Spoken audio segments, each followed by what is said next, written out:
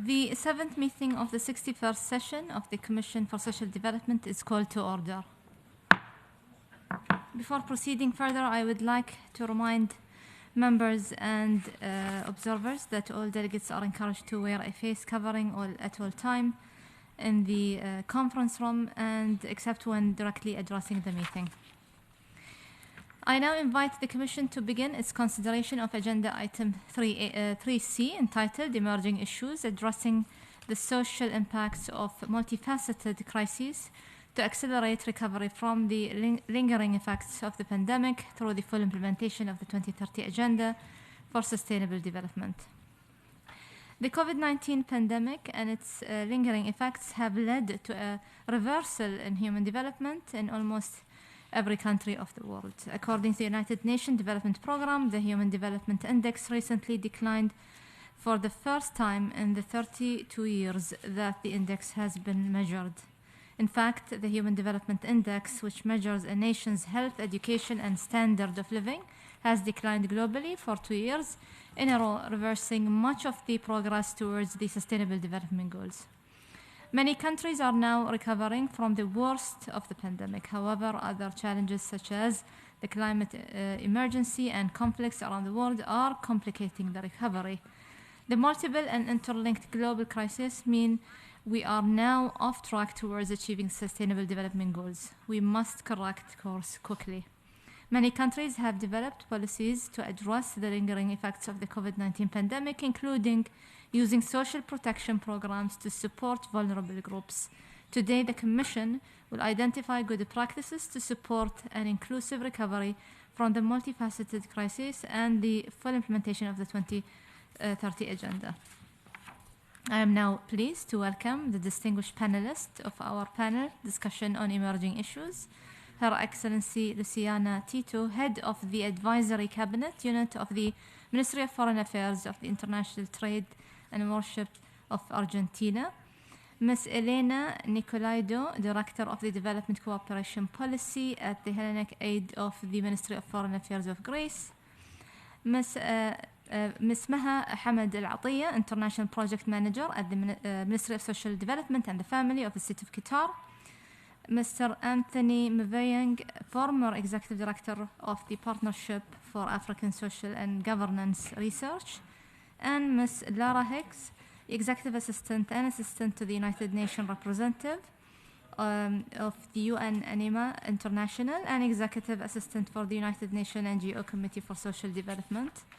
I'm very pleased to welcome, of course, the moderator, Her Excellency Hanna Sarkkinen, Minister of Social Affairs and Health of Finland, Your Excellency.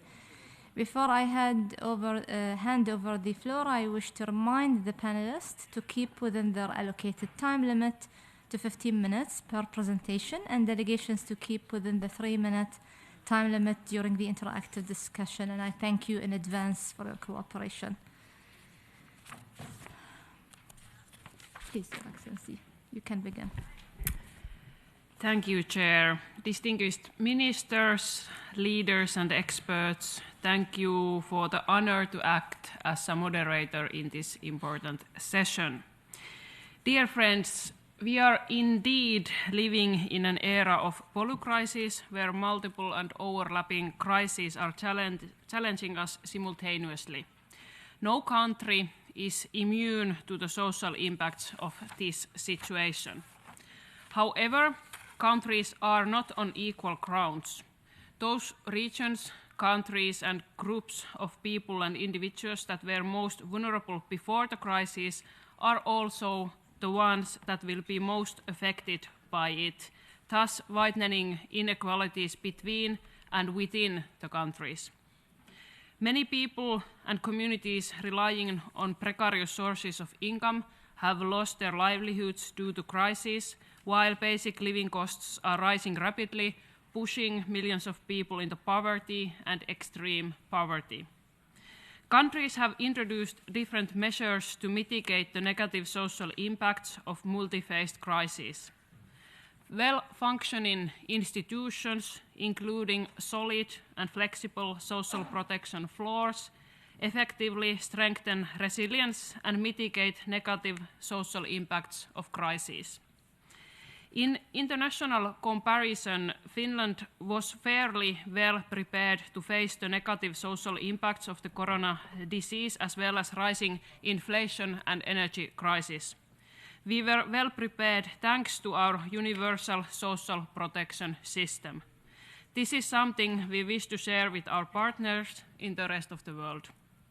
Universal social protection is a system where each individual has the right to be protected at least through a right-based tax-funded social protection floor, and where in addition to the floor many people are protected also through their employment-related contributory social security.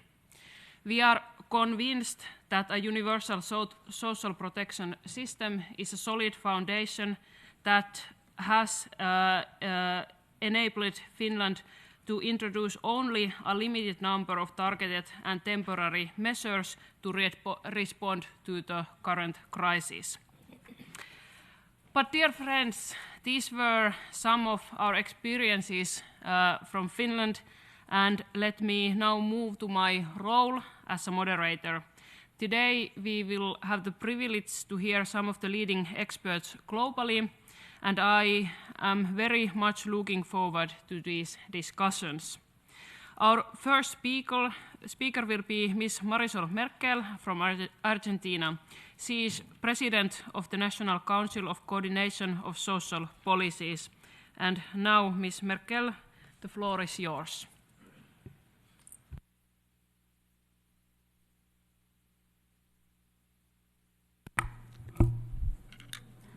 Hola, un gusto estar aquí. Mi nombre es Luciana T. I'm very happy to be here. My name is Luciana Titu, and I'm head of the council within the Ministry of Foreign Affairs, replacing Ms. Merkel, who was unable to be present here today. I would like to convey my greetings to all of the speakers today. Good afternoon, ladies and gentlemen. I would like to cite Secretary General Guterres, who said that we are now facing a triple crisis.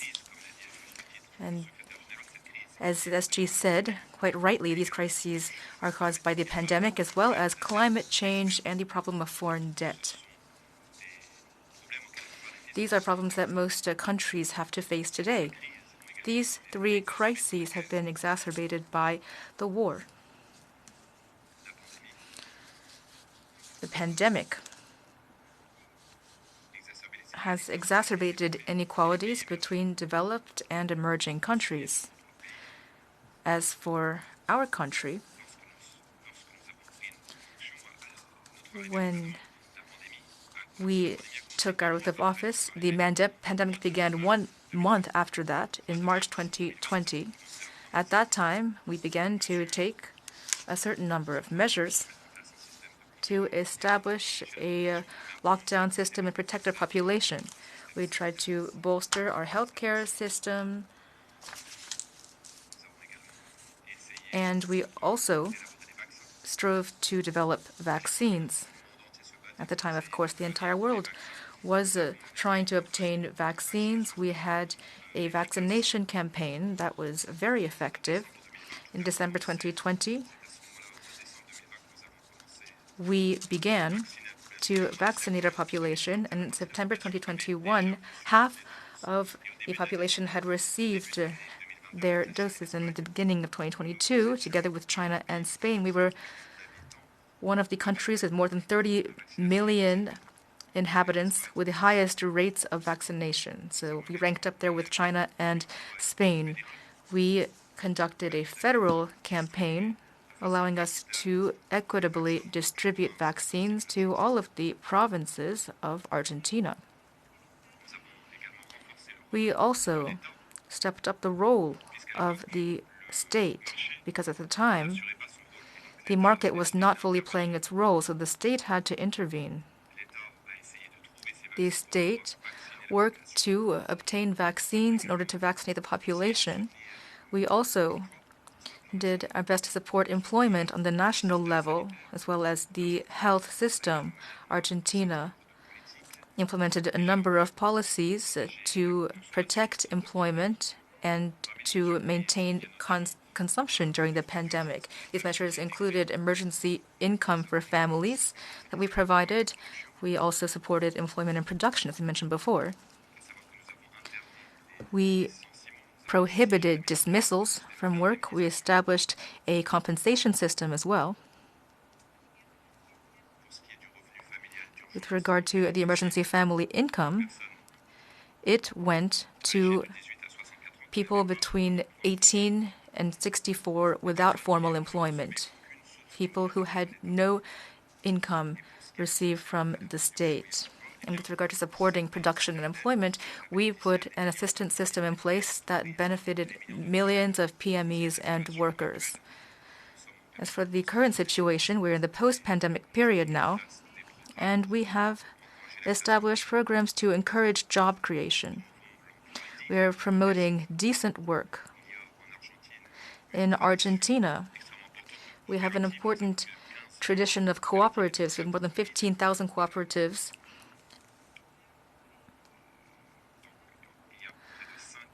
And almost 5 million people working within these cooperatives. In addition, Argentina, for 23 months now, has been creating more jobs month after month. And in our 23 jurisdictions, there are 18 in which there has been a constant increase in job numbers. Today, in Argentina, we have the highest employment rate that we've had in 53 months. And with regard to unemployment, it is at 6%. With regard to economic growth, this was at 5% last year and 5% again this year. Of course, we are still affected by the international context, and we are fighting to keep national inflation low, structural inflation. We have set up a number of measures to prevent inflation, and we are also increasing salaries to protect the purchasing power of Argentinians. With regard to the triple crisis mentioned by the Secretary General, there also is climate change and the issue of foreign debt. And there are many countries that are deeply in debt. The third crisis is mentioned is the pandemic, and all of that has been exacerbated by the war in Ukraine. Like the majority of middle-income countries, Argentina is an indebted country. In 2018, our national debt was $56 billion. Our debt has exceeded our ability to repay, which means that Argentina is one of the major debtors of the IMF. And this debt, as I said before, exceeds our repayment ability. And this means that we need to pay a very high interest rate. And there are 14 countries in the same situation as us today. This is entirely contradictory because we live in a world in which, on the diplomatic level, we condemn war. And yet, we are not changing the international financial system to fight the impact of war. Argentina has been able to refinance its debt, allowing us to avoid taking austerity measures. And as I mentioned before, we have allowed our economy to grow so that we can work to repaying this debt. And thanks to this refinancement, we are able to repay our debt. Otherwise, we would have had to spend $18 billion this year. With regard to the war, this war has had many repercussions. It has led to problems in Argentina when it comes to the food supply and energy supply. In Argentina, we have rich gas resources. Our production of natural gas is mainly located in Pacamuerca and meets a large portion of our energy demand, 73% of our demand during the winter, that is to say. But today, we still need to import liquefied natural gas. Our country is one of the main importers of liquefied natural gas, together with Chile and Brazil. Argentina also exports LNG.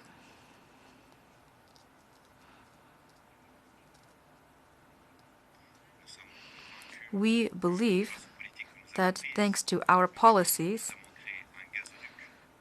we've created a gas pipeline allowing us to transport large amounts of gas. And by 2024, we will have finished construction on this gas pipeline, allowing us to be self-sufficient on the energy front. That also will allow us to export more gas. As for the opportunities we have lithium or white gold, and we are the second leading country in terms of lithium reserves. We are the fourth largest global supplier. Together with Chile and Bolivia, we have 65% of the world's lithium reserves. And we currently have 37 projects for lithium extraction, which are at various stages of development, and we have 2 projects that are currently being commercialized. With regard to the food sector, as I had mentioned, we have a supply chain crisis right now. Between 2000 and 2014 in Latin America and the Caribbean region, there was a reduction in hunger. However, a few years ago, this trend began to reverse itself. The 2022 FAO report sounded the alarm on the issue of food sovereignty and indicated there's a return or a resurgence of hunger. And it's very important, I think, to keep in mind that Latin America and the Caribbean constitute a region with 22 million producers. We can feed 1.3 billion people, and yet we need to do more to guarantee this food security that is currently in jeopardy. We ought to encourage technology transfers in the agricultural and livestock farming sectors. We ought to bolster transparency and produce sufficient food reserves. So this triple crisis that I have mentioned throughout my statement, to use the words of the SG, it is a challenge to us. This triple crisis means that we need to find global solutions. In conclusion, I'd like to quote an Argentinian writer.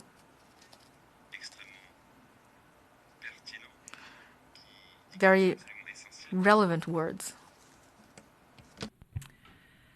Thank you. He said it's essential to save lives, and that is an issue of morals. So I had an old note with the wrong name on it, but thank you for your presence and your important output. And just one comment on your important speech about the global debt crisis. I believe this is something that we cannot ignore, not in this or any other context. And this is something that the international community needs to address. And this is something that needs to be addressed in order to be able to invest in the social development. So thank you for bringing this topic also in this debate.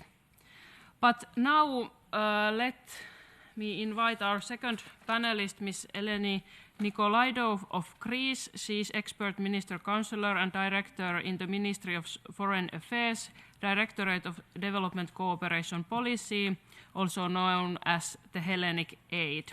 So you have the floor. Thank you, Minister.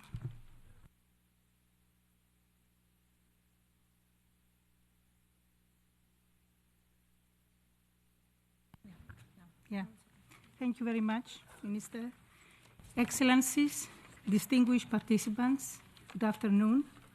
I would like, first of all, to express my condolence to Turkey and Syria for the victims of the earthquake. My presentation is divided into two parts. In the first part, I will present the policies adopted in Greece from 2019 onwards in order to fight poverty and inequalities. And the second part is about the global challenges and try and explore ways how to tackle them. In order to face the adverse effects of COVID-19 pandemic, the government of Greece adopted since 2019 a comprehensive package of specific policies and legislative measures targeting in particular the poor and most vulnerable. The pandemic brought return of the state to guarantee security, welfare, redistribution, and sustainable overall plan. The main policy initiatives and measures that were adopted from 2019 and onwards were the following. I tried to select about 10 policy measures which I think would be interesting to the participants of this thematic this afternoon. The first one, in order to assist the low-income households to deal with their debts, Greece adopted in 2019 a new law on the option of regulating the primary residence mortgage loans by granting a state subsidy in the form of monthly installments for the repayment of the regulated amount. Secondly, in 2020, the government passed a new law on debt restructuring and second chance, which allows households and business to settle all their debts towards tax authority, social security funds, and banks through out-of-court or judicial settlement procedures or through bankruptcy and debt write-off proceedings. Third, a help at home program is implemented by municipalities with the primary objective to provide assistance to the elderly, the persons with disabilities, and low-income households through the provision of a wide range of services from at-home medical and nursing treatment to the supply of food and other basic necessities. Fourth, a measure to support youth was jointly implemented by the Public Sector Organization for Employment and UNICEF. It is targeted at young people at risk, including those with migrant, refugee, or minority background, young persons with disabilities, and youth with complex needs, aiming at providing them with opportunities to enhance their employability. These activities include labor market needs assessment, a digital platform aiming at facilitating the integration of services offered to these specific groups, and 3 targeted vocational training actions: intercultural mediator for young people with migrant refugee background, intercultural mediator for Roma education and social entrepreneurship. Fifth, food and meals distribution system through the Fund for European Aid to the Most Deprived contributes to achieving the specific objectives of alleviating the worst forms of poverty. This fund supports national schemes whereby food and basic material assistance are distributed to the most deprived persons through 57 social partners and accompanying measures, for example, psychological support, empowerment of social integration services to children and their families, dietary and healthy eating advice, and after-school tutoring. Sixth, the school meals program is funded by the state budget and is providing the meals directly to schools. The government focuses the program in areas affected by hardship. 7. The Nannies of the Neighborhood Initiative was established in 2021. The goal of this program is twofold.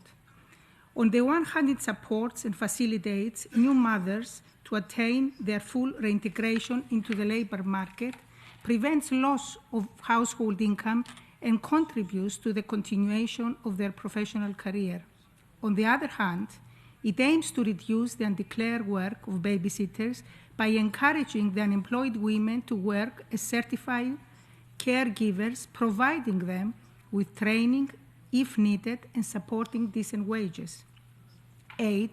The personal assistant for people with disabilities is a particularly important service for the promotion of independent living as well as for the avoidance of the marginalization of persons with disabilities. It involves training and registration of professional helpers who will assist those people to achieve independent living. 9. In 2019, a new governance model and an ambitious plan was in place with an aim to gradually support Greece's transition to a sustainable economic model. Greece established at central government within the General Secretariat of Coordination a comprehensive monitoring and review mechanism for measuring progress in the implementation of public policies and systematically evaluate them on the basis of high quality and quantified evidence and data. An effective governance model is an essential feature for building resilience against future shocks. 10. Building back better from the pandemic is substantially supported by a specific European Union tool, the Recovery and Resilience Fund, sponsoring national plans in all EU member states in order for them to achieve together a sustainable and inclusive growth model based on 4 pillars: green transition, digital transition, employment, skills and social cohesion, economic and institutional transformation. I will now turn to the second part of my presentation, which is about common challenges and explore ways to address them. Soaring food prices alongside with the multiple impacts of conflicts put SDG implementation at global level at risk, particularly SDGs 1, 2, 7, 10, and 16, exacerbating existing challenges. The first challenge is peace and security. Both are prerequisites for sustainable development in line with the 2030 Agenda. Multilateralism has been and should remain the most effective means to govern global relations. Respect and adherence to international law, UN Convention on the Law of the Sea are essential to the maintenance of international peace and security. We need to invest in conflict prevention and peace building and put women and girls at the center of security policy. It is important to promote the new Agenda for Peace. The Peace Building Commission has a crucial role to play. In this context, Greece has presented its candidacy as a non-permanent member of the United Nations Security Council for the period 2025-2026. The second challenge is eradication of poverty and inequality in all its forms and dimensions. It is estimated that approximately 700 million people still live on less than $1.9 a day. Interventions such as creating decent jobs, providing social safety nets, boosting political participation, and ensuring access to services like water, energy, healthcare, education contribute to the eradication of poverty. According to the UNDP, more than 50 of the poorest developing countries are in danger of defaulting on their debts and becoming effectively bankrupt unless high-income countries offer urgent assistance, inject liquidity, and consider debt restructuring. Next month is the LDC Summit in Doha, and we look forward to the outcome. The third challenge is financing for sustainable development goals. This is a very important challenge. The SDG financing gap in developing countries increased by 56% in 2020, totaling nearly $4 trillion. Required actions to mobilize finance for sustainable development include the following, and not only. First, well-targeted fiscal policies that support a resilient, inclusive, and sustainable recovery. Second, mobilization of private finance and investments to sustainable development must increase, supported by policy measures to strengthen investment climate and set appropriate regulatory frameworks. In this context, through the Global Gateway Strategy, the EU and its member states aim to boost smart, clean, and secure links in digital, energy, and transport sectors and strengthen health, education, and research systems across the world. Third one, SDG bonds can provide a source of capital for a variety of stakeholders involved in the implementation of Agenda 2030. These stakeholders include companies, governments, cities, and public and private partnerships. These have been successfully used by some Latin American and Central American countries. The external support should specifically target domestic revenue supporting medium-term revenue strategies and strengthen international tax cooperation. Official development assistance, which is very important for many developing countries. EU and its member states remain the world's biggest provider of ODA, having increased in 2021 its collective ODA to 68.7 billion and accounting to 45% of global ODA. The EU and its member states have displayed leadership and set the global standard of ambition through the new instrument, the so-called Neighborhood Development and International Cooperation Instrument, with an overall allocation of 79 billion for the period 2021-2027, which covers EU cooperation with all third countries through flagship projects such as Team Europe initiatives, as well as the Global Gateway Strategy, which I mentioned before.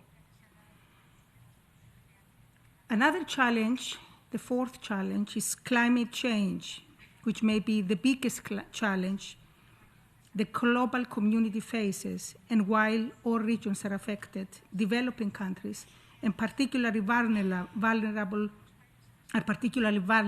to its impact. The OECD estimates that $2.5 trillion are needed by developing countries to fight climate change and finance the energy transition. The large climate change financing gap requires leveraging private sector financing. The EU has shown global leadership in facing the climate crisis with the adoption of the 2050 climate neutrality goal, aiming at reducing emissions by at least 55% by 2030. EU member states are working on new legislation to achieve this goal. The fifth challenge is global public health. Longer-term governance of global health must focus more on prevention and preparedness. There are several areas where collective action is urgently needed. First, the independence and financing of WHO must be strengthened. Productive development and access to health technology should be accelerated in low and middle-income countries. This will require more resilient manufacturing and supply chains, including at the regional level. The sixth challenge, which is extremely important, is human rights. Human rights must be at the heart of all policies. The EU supports the implementation of the UN Secretary General's call to action for human rights and make all efforts to put human rights at the center of the UN agenda. Gender equality must be integrated into every aspect of our work. Creating full and productive employment and decent work for all is a proven pathway, as we heard yesterday at the ministerial meeting, to reducing inequality in a sustained manner. Your Excellencies, more than ever, it's time to demonstrate solidarity, strong social contract, show that multilateralism works in times of severe crisis. Let's work together with the social partners for a better work, for the planet, for the future generations. Thank you very much. Thank you very much, Ms. Nicolaidou. It seems that Greece has done a lot to support your people in the middle of the crisis, and thank you also for noting the most vulnerable groups, such as migrants and Roma people and people with disability. And thank you for your strong support for multilateralism, which is the most, I think, important thing when we are in the times of this kind of multiple crises. And you're absolutely right about financing the sustainable development goals, that we need all money to work towards sustainable development. Thank you. And now to our third panelist, who will be Ms. Maha Hamad Alatia from Qatar. She's International Projects Manager, Ministry of Social Development and Family from the state of Qatar. Miss, you have the floor. Thank you. السيدة الرئيسة، بداية أهنئكم على اختياركم موضوع جلسة. Madam Chair, first of all, I would like to commend you for the choice of theme. You are indeed foregrounding a crucial subject for the return to normal life, which has been affected by the COVID-19 pandemic. Ladies and gentlemen, I would like to address the national policies and approaches that have been effective faced with the social consequences of the COVID-19 pandemic, and to support recovery and resilience to protect the most vulnerable. My country adopted a series of measures aiming to minimize the impacts of the crisis, particularly when it comes to the health and safety of the population. We launched a free vaccination campaign for all residents on Qatari territory. We used artificial intelligence and innovative technologies to control the pandemic, to limit its spread through both individual and collective efforts. My country is thus in 7th place in terms of the number of people vaccinated. What's more, my country has allocated $20 million to the Gavi Alliance. The Qatar Development Fund in March 2021 also signed a contribution agreement with the WHO to the tune of $10 million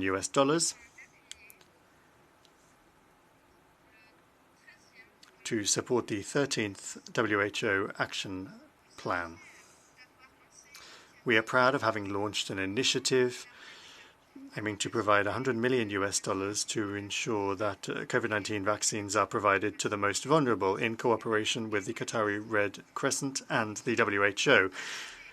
The aim of this is to combat the spread of the virus in the countries that are most in need of assistance.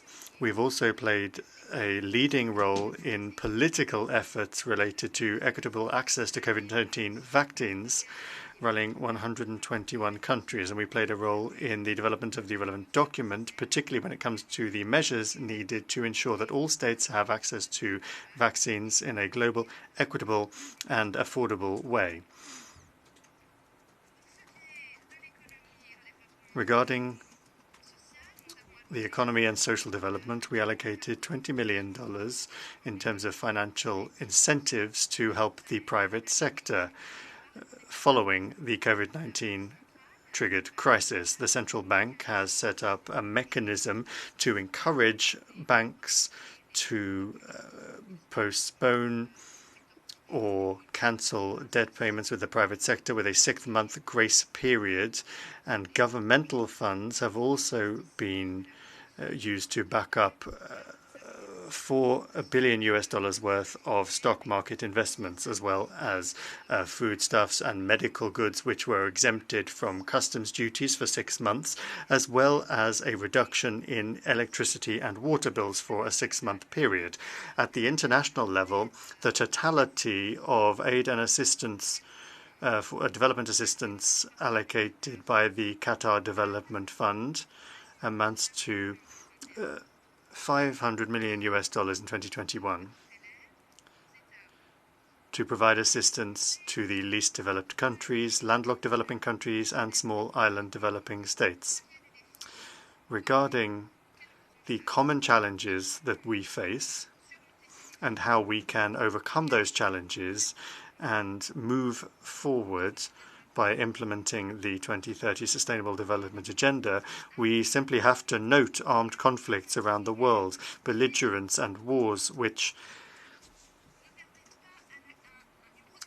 prevent growth and progress and which have harmful consequences, particularly for the most vulnerable. We can see another problem as well when it comes to the knowledge economy around the world, because there has been an exodus of talent and skill and workforce leaving countries which are facing a drop in growth. There are therefore urban and development disparities, not only within countries, but also among regions of the world. All of this means that the drivers of growth are not accelerating.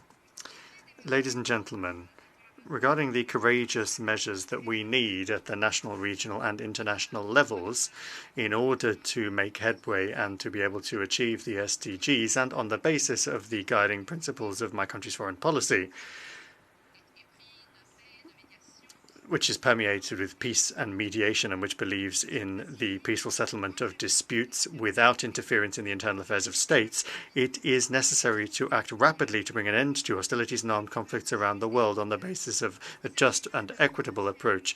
This is a third dimension which is even which is further exacerbating growth, lack of resources, the pandemic, and growth has been slowed down to the tune of 15 trillion US dollars since 2007 because of these factors. Ladies and gentlemen, expanding the scope of successful policies and measures at the national level and sharing those with other countries through an exchange of knowledge and best practices remains the best way to roll out the success that we've had. There is no guaranteed way to emerge from the COVID-19 pandemic unless we do that together through comprehensive and global recovery efforts. The fight waged by some countries against the pandemic today demonstrates that the threat is global, just as the solution is also a global one. In conclusion, my country remains committed to multi-party cooperation in order to recover from this crisis without leaving anyone behind or leaving people deprived of decent work or knowledge. Thank you. Thank you very much, and thank you to the State of Qatar for your support to the global health during the crisis. And I think you are very right that wars and conflicts damage the development, so supporting peace and international law is very important when it comes also to reaching sustainable development goals and social development. But thank you, and let's move on to our next speaker, Dr. Anthony Mweyange of Tanzania. He is the former Executive Director of the Partnership for African Social and Governance Research. So the floor is yours. Thank you very much, Your Excellency Minister, my panelists. My task is very hard, very big, because I'll prepare a presentation that I want to give a walkthrough of African narrative on this conversation. What are the African experiences? And given the time that we have, I'll just give a quick rundown of what are the experiences, what other countries in the continent have been doing since the onset of the pandemic and ongoing as we speak. So I'm going to focus on basically 7 areas, which I'll try to touch on: poverty and inequality, health and well-being, food security, climate change, where I'll talk also a little bit about water, cost of living, fragility and conflict, power and energy crisis. And then I think my panelists have talked about the multilateralism, financing SDGs, and what are the bold new actions that need to be taken. So first of all, in terms of poverty and inequality, we see African continent is still lagging behind in terms of the indices for poverty and inequality. 431 million people in Africa in extreme poverty, 12 million young people enter workforce each year, but only 3 million get formal jobs, so there are quite a lot of young people. If you look at the current statistics in Africa, 1.4 billion people, 70% are young people less than 30 years who are unemployed, and then you have 60% who are below 25 years of age. So you see, youth is a really big crisis in the continent, and I know countries are struggling to figure out a way to address them. Now, in terms of the policies, there are a lot of statistics on poverty and inequality, but I want to focus on measures that have been taken by different countries to address pandemic. Cash transfer programs and schemes have been implemented rapidly across different countries in Africa, South Africa, Kenya, Ghana, just a few countries that I managed to list. There have been job creation schemes that countries have embarked on in Kenya, in South Africa, in Tanzania, Senegal, Nigeria, Rwanda, and Ghana. There have been agricultural development programs in different countries. Again, the conversation in the continent has been the opportunity of the agricultural sector to employ young people in the continent, and the agricultural sector seems to be a go-to place if Africa is to absorb the youth unemployment bulge. And then there are quite a number of also education and health initiatives that have been taken in the continent across different countries. Again, my point here is to say there are initiatives to fight against COVID and to ensure countries are remaining resilient in the continent. The second, I want to focus on health and well-being. And here I want to draw your attention to, of course, we know COVID vaccines uptake has been quite very low for several reasons in the continent. But what are the issues that Africa has actually, measures that Africa has put in place to ensure that they're able to respond to these challenges, especially on health and well-being of its citizens? Introduction of national health funds, universal health coverage, as little as they can be, but at least we have seen countries responding to address some of these issues in different countries. We have seen COVID measures that are not different from what we have heard from Argentina and Qatar. Vaccines alert systems. During the onset of COVID-19, we have seen Africa was the first in terms of lockdowns in many countries, and that helped to sort of cut down the spread of COVID-19. Vaccines drive, of course, we still have vaccines hesitance in many areas, and there are studies that are being done to understand why hesitancy for several reasons. Health facilities, and many other campaigns on vaccines that are ongoing to educate the public to understand the importance of vaccines. So these are some of the measures that countries are taking and continue to take to address issues to do with health and well-being. The third is food security and the challenges, and there are converging shocks that are happening in Africa, economic shocks. My colleagues have talked about debt crisis, and I'll speak about debt crisis in my closing remarks. But it's not triple C, it's actually quadruple C. It's COVID, climate change, conflict, and what I call coins, debt. I couldn't find C that would stand for debt, so I decided to call it coins, okay? These are challenges that are happening. Conflict in Africa is still real, but what are the policies and measures that have been taken to address food security in the continent? Food safety nets programs, nutrition programs that have been implemented, market-based approaches to agricultural trade empowerment. Last year, UN was discussing, there was a conference in September last year on food systems where it focused on regional trades. I remember I participated in one in East Africa where the conversation was around how do we build resilient food systems in the wake of COVID-19. Food prices stabilization mechanisms are being put in place, especially now with the hike in food prices across different countries because of the ongoing conflict. Agricultural development programs and reinvestment in research are ongoing. Nutrition and food security monitoring is also ongoing. Transformation of food systems, I've talked about it. And currently there's a conversation about using GMOs. We've seen some countries that have decided to make deliberate effort to use GMOs to address food security in their countries.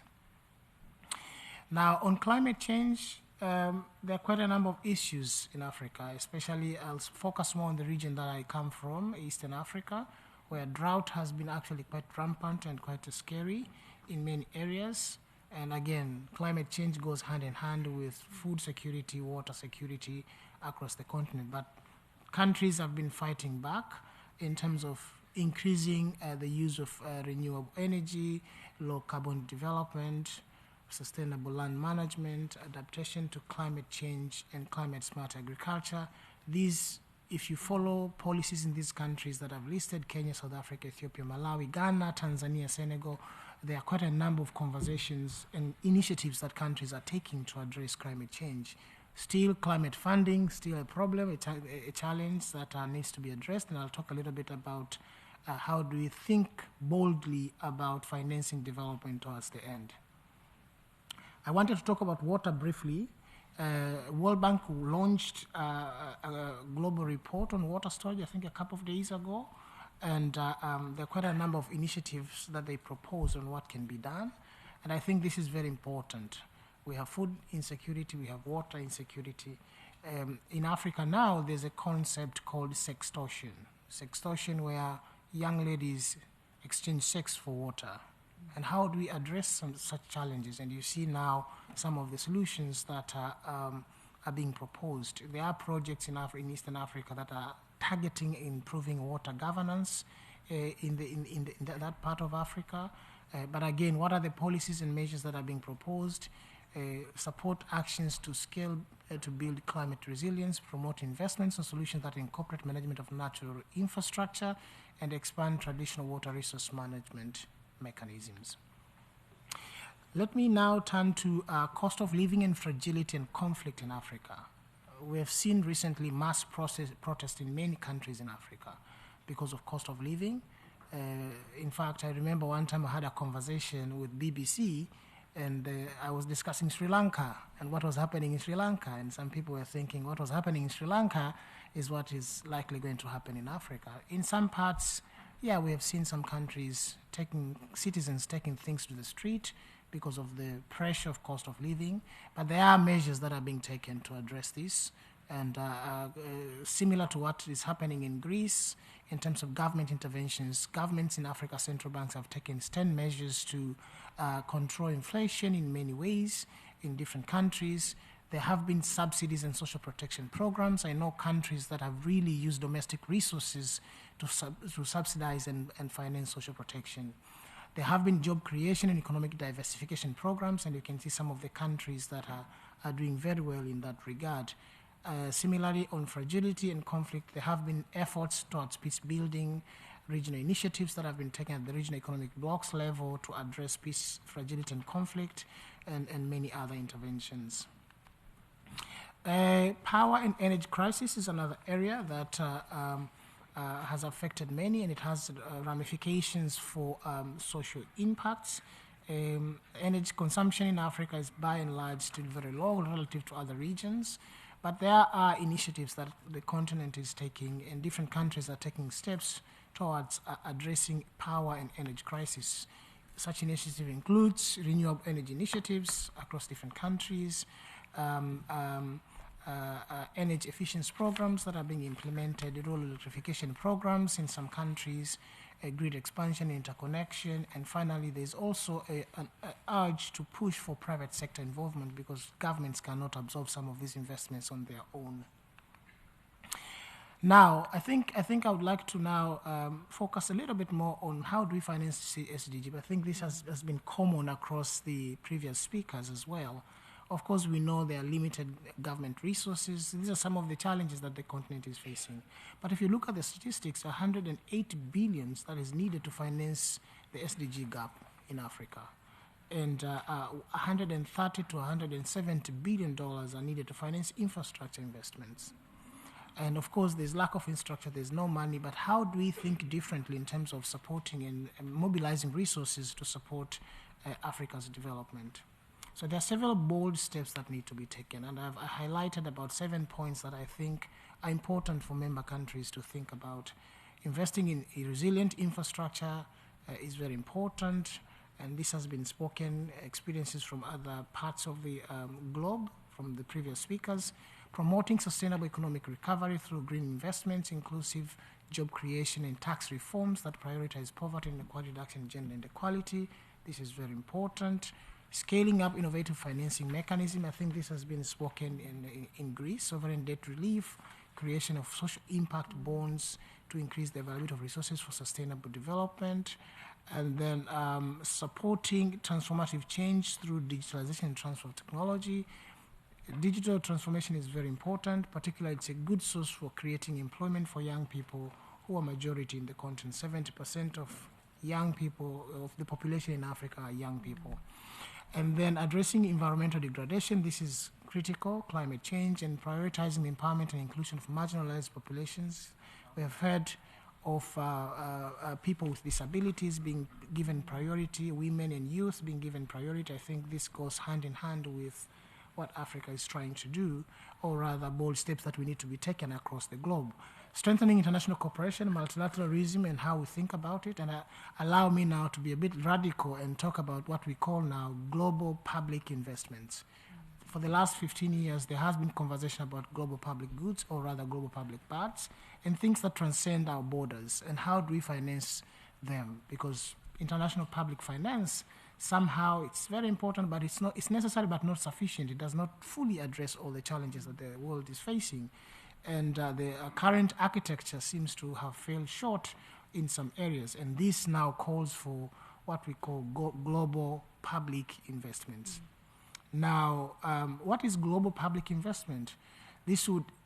Global public investment is basically countries coming together in eco footing or eco grounds to support and invest in things that are public goods in nature, global public goods in nature, climate change, COVID vaccines, and so on and so forth. So, and it will complement where international aid has failed. Each country would pay according to ability and receive according to need, including wealthier countries. Rich and poor countries alike would use the portion of the funds to support international agreed programs in the public interest. And also there's this concept of all contribute, all decide, and all benefits. I think it's about time, African countries, it's about time the architecture of international public finance needs to gravitate towards thinking about global public investment. It's a move that is currently coming up. Now, before I finish, I know my time is up. How then do we scale up successful measures, things that have been done in other parts of the continent, in other parts we are hearing from other countries? There are 3 points that I would like to register on scaling up and also on sharing. On scaling up, it's very important and critical to build strong partnerships. If there's one thing that we have learned during COVID is that fragmentation and sharing of information has been quite challenging, even at the regional blocks level. So partnerships are very important. Partnership between the triangle, the state, public sector, the market, the private sector, and the society, civil society, the third development wheel. This is very important, sharing and creating synergies that would actually catapult development efforts. Creating enabling environments and policies and regulations that could really encourage innovation, entrepreneurship, and the development of new business models to address challenges that come with COVID-19 and multifaceted crises that we face. And of course, the strengthening capacity, very important. We have seen innovations that came from different directions to address some of the challenges that we face. So it's important to build our knowledge base to make sure that we are able to address and scale up some of these successful measures. And finally, how can we share? We need to have regional networks. Yeah? We need to have regional networks where we are able to share experiences. I think this has been mentioned by my previous colleagues, my previous speakers. Share experiences, knowledge, and resources, as well as mobilize political will and public support. This is very important. Developing mutual learning and sharing processes. What is working where? If we are learning from Argentina, we are learning from Greece, we are learning from Finland, how can we replicate some of these lessons in other parts of the world? This is very important also. And also, of course, promotion of exchange of good practices in different countries. There's no monopoly of knowledge. And I think our countries have so much to learn from each other. What we need is to open doors for each of us to learn and be able to share what is working and where. Thank you. Asante Sana, thank you. And as you mentioned, there is a lot of young population in Africa. Of course, that is a big challenge to provide jobs and opportunities and support for them all.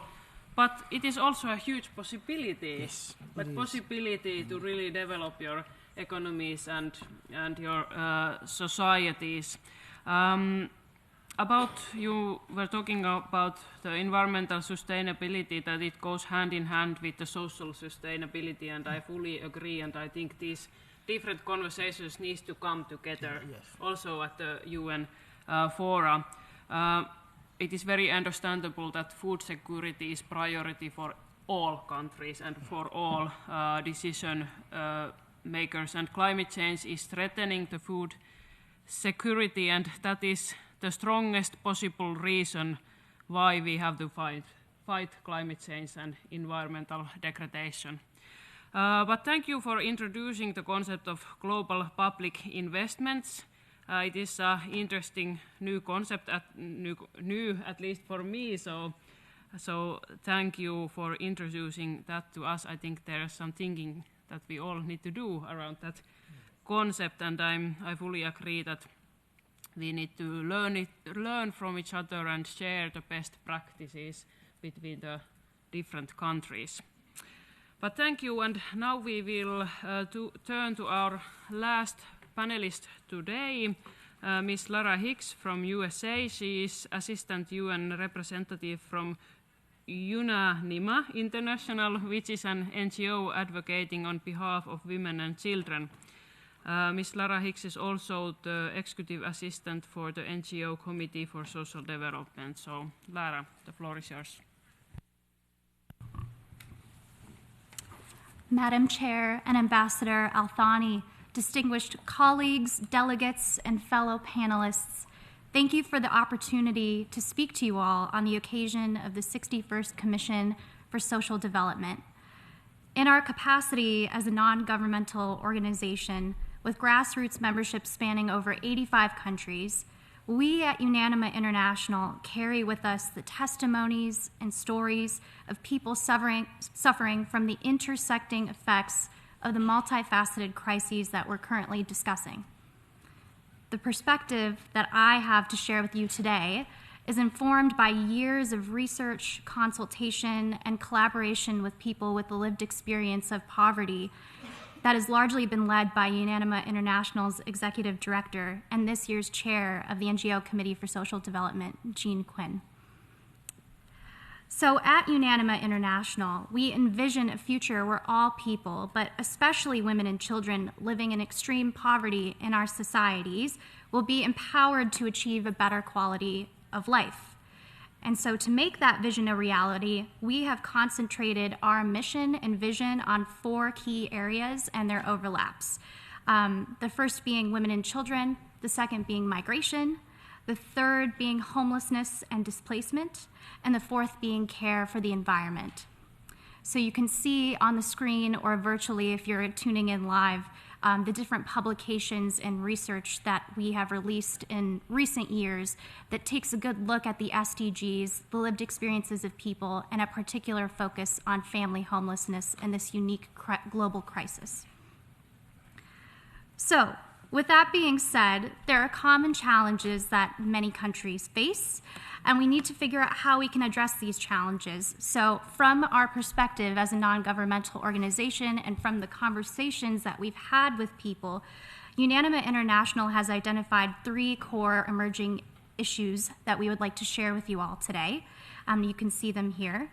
The first of particular concern to us is loss of livelihoods. So on the occasion of this commission, the priority theme is centered around decent work and productive employment for all. But for UNANIMA International, loss of livelihoods doesn't just stop at not having access to employment or to housing. We have to consider the needs of the whole person, loss of livelihoods. So there are many causes that contribute to this major emerging issue. Some of the causes or root causes of loss of livelihoods can be attributed to climate change and natural disasters, as shared by fellow panelists here. Others might be due to policy that's currently in place that's forced or discriminatory. Another reason stems from limited capacity by multiple actors, not just at the government level, to support vulnerable people. So there's a variety of reasons, and conflict also plays a role into that as well. The second major emerging issue I'd like to highlight for you all today is that of demographic change. I think many of us have had that issue in the back of our minds, and many panelists from different sessions, both in civil society and with member states in attendance this week, have drawn attention to this important issue. But there really is this growing concern about rapid urbanization and population growth or decline. It varies obviously by region, by country, and even in the local context. But certainly the needs and the support that we need to offer to people based on rapid urbanization and what population trends look like in different areas will be very important in terms of social protections. And this really is an emerging crisis if we can't figure out ways to support people based on the demographic group that they belong to. In addition to urbanization and population growth or decline, we also recognize that there are growing changes in the family unit, what that looks like, and even changes in gender roles among families. The typical nuclear family unit that we associate with families is rapidly changing, and we need to design better policies that accommodate and consider that change. And of course, also related to demographic changes, we have migration flows, both forced migration flows as well as voluntary migration flows. But it's not limited to forced or voluntary. There's a whole migration cycle, and we need to be able to support people throughout their journey and their cycle of migration and displacement. Lastly, the third major emerging issue that I'd like to highlight for everyone today is the lack of funding for social protections, as well as financing for the Sustainable Development Goals. This is going to have really important repercussions on people if we don't come up with adequate financing and funding options for social protections and services. Millions of people will lose access to social protections, safety nets. This is something we need to heavily consider, and I know from the voices of older people that I've heard today, pensions and Social Security, this is a crisis that we're facing now and that needs urgent addressing. So I've highlighted for you these three different major emerging issues, or at least groupings of them. But before I move on any further, I'd like to feature a testimony that we have from one of our publications at Unanima International. So you can see the full quote here, but Brianna participated in a focus group for one of our research publications. And so she experienced homelessness as a result of poor health conditions and was forced to be outside in the brutal cold and the rain. And she said, I had no idea that homeless people go through this cycle every day. It's an ongoing cycle from one shelter to the next. And even through my homelessness, it hurt me even more seeing women there with their children homeless. It's horrible. It's really horrible. I'd just like to highlight Brianna's story for you all today. It's important to remember we're trying to design people-centered policies. It's people at the heart of what we're trying to design. And so Brianna is one of the many that whose story is often being lost in the ongoing conversations on livelihoods and loss of livelihoods. So, however, we at Unanima International are people of hope. And while the problems seem daunting and intimidating to address, we do believe they can be addressed. So I've highlighted for you a selection of different policies that we also feature in our publications that we believe can really help make substantial progress on these three major emerging issues. So as you can see, the first would be the creation of employment opportunities, as well as alternatives for those that are unemployed, marginalized, and at risk of losing their livelihoods. Part of the way we can support people that are vulnerable in terms of employment will also be formalizing the informal sector. I've heard a lot of discussion ongoing about ways that we can support people in informal work as well as informal settlements. How can we formalize that and be inclusive of people's needs? Additionally, I also have here listed the coordination of the provision of social protection policies, as well as prioritizing the global homelessness and housing crises. It really is a global issue, homelessness. It manifests in different ways, in different forms, but we're really seeing at an unprecedented scale the increase of people with lack of adequate housing, shelter, and support. Additionally, we need to relax restrictive and discriminatory migration procedures, both in terms of the legal status, citizenship, and residency component, as well as how we integrate migrants, refugees, and asylum seekers into our communities. And then lastly, I have here, we need to subsidize jobs, industries, and movements to mitigate the worsening impacts of climate change and reinforce and reaffirm the right to education for all people, especially in communities where retention enrollment rates are low. And that's education for all people, not just for young people. It's an ongoing cycle and lifelong learning. So I've identified the challenges. I've identified some of the different policies that can be helpful, that can be implemented globally to help vulnerable and marginalized people. But now I'd like to share with you some examples of initiatives and programs that are going on at the national level, both from the member state side and from the civil society side, that might give you some ideas and inspiration for how we can accelerate progress on the Sustainable Development Goals. So the first organization and good practice I would like to feature is Sophia Housing, located in Dublin, Ireland. Sophia Housing has a really unique model supporting homeless and displaced people through a needs-based approach. Sophia Housing provides services for families, for couples, and for individuals alike, and that support varies in terms of different levels depending on the needs of the people that reside in Sophia Housing housing units. Some of these specialized projects focus on profound levels of social exclusion and trauma that people endure when they suffer from the ongoing cycle of homelessness. What's really interesting about Sophia Housing's model, too, is its innovation. Sophia Housing has taken properties in various Irish cities and converted them into housing units for people, but the support doesn't end at the shelter and the housing.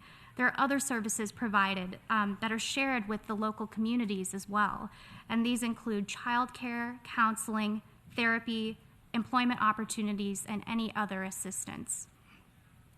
And lastly, Sophia Housing also focuses on prevention measures, because it's not enough to just accompany people on their journey from a traumatic experience such as homelessness. We need to prevent people from entering into the cycles in the first place. Through prevention, we can prevent these emerging crises from materializing any further. So tenancy support services are a key early intervention of Sophia Housing's work, assisting people before they enter the debilitating cycle of homelessness. The next good practice that I would like to feature for you all today is that of Kenya's National Hygiene Program. So what was really interesting about this particular program and initiative from the Ministry of Lands, Public Works, and Housing and Urban Development was Kenya's support for youth in different slum and informal settlements in Kenya. Unanima International has done a lot of research and work with the people of the Mukuru slums in Kenya. And so it was really great to see a program that offered a lifeline to over 250,000 youth that were hurt by the COVID-19 pandemic. So through this program, employment opportunities were provided to youth with a focus on bush clearance, disinfection, drainage clearing, etc. And really what resulted was a multiplier effect. So first, there was improved urban infrastructure and service delivery, something that these informal settlements and cities urgently needed due to the emerging issues I mentioned, that of population growth and rapid urbanization. In addition to the improvements in infrastructure, we saw higher employment rates for youth, as well as a notable reduction in crime and drug abuse cases, and an overall improved cleanliness and a better quality of life for vulnerable people in Kenya. So it was really great to see the government of Kenya taking an emerging crisis that presented itself at the time, COVID-19, and turning it in an opportunity to support vulnerable people in their communities. So I'm sure you're thinking, if this is so successful, how can we scale up these policies that you've mentioned here today, Laura? Well, there are a couple points that I would like to make in terms of scaling. First, I'd like you all to consider the role of civil society and how important of a partner we can be in scaling policies and initiatives. As I had mentioned previously, Unanima International is a non-governmental organization with reach in over 85 countries. And we have good working relationships with local communities, and we work directly with people on the ground, carrying their concerns and their voices to places of power like the United Nations. So we also have the opportunity to be an important convener in this scaling work. We can bridge the relationships between national governments and their people, and I believe that we can really importantly scale these different projects and implement them in more effective ways if we do so together. So something else I'd like to highlight about the two examples that I gave you from Kenya and Sophia Housing was that, importantly, they sought to take advantage of different challenges that we've seen and turn them around into solutions. Sophia Housing was able to take housing units that hadn't been used and repurpose them as housing for vulnerable people that desperately needed it. And Kenya was able to take this housing program and this hygiene program and facilitate job creation for youth that really needed it. Before I conclude today, I'd like to highlight ways that we can exchange good practices and opportunities for mutual learning between member states, civil society, and other stakeholders alike. So my colleague, Dr. Anthony, was saying that we really need to facilitate mutual learning with each other. We need to learn together in order to implement better policies. So I have some good examples of work that is seeking to accomplish just that. The first is Praxis Bonum, which is a global database that provides searchable repository of good practices for a number of stakeholders. I highly encourage you to check it out. The second practice I would like to highlight in terms of mutual learning is one at our doorstep, actually, the consultation of civil society and UN good practice publications. I believe there are 2 editions out now on the Sustainable Development Goals that really convenes concerns and experiences and what's working on the ground from different stakeholders. This is a great source of learning for policy making. And then lastly, I'd like to highlight how there are opportunities that we can see with accountability. So in 2021, Unanima International was thrilled when there was the passage of the UNGA resolution on homelessness titled Inclusive Policies and Programs to Address Homelessness, Including in the Aftermath of COVID-19. So what's really unique about this UN resolution is that it's requiring member states to report back on homelessness demographics and statistics in their local countries and contexts. Before the passage of this resolution, we had no idea at a global scale what homelessness looked like. We could only attribute it to certain local areas, maybe regionally at best, but the data and the numbers were not accurate. Through the passage of this resolution, this will give us a great opportunity to learn from each other and to exchange good practices as well as data on how homeless people are experiencing their cycle of homelessness in different contexts. And so to conclude today, one of the guiding questions that was provided to us panelists is quite a daunting one to answer, which is, how can we get back on track to achieve the Sustainable Development Goals? There are many answers that I'm sure we would like to give you and that I could give you, but in short, I believe we need to get back to the basics. We need to listen to the UN Secretary General's call for a new social contract and consider the role that distributing public goods to people and public services will play in terms of accelerating sustainable development. And one concrete way that we can get back on track to achieving the SDGs is involving the people that are most impacted and affected by the crises that I've highlighted and my colleagues have highlighted today in the very decision-making and policy-making spaces that we have. Through this co-creation, we can avoid falling into retrenchment, and we can actually invest more in people, invest in people-centered policies, and ensure that everyone has the right to a dignified life and enjoys their fundamental human rights. Thank you.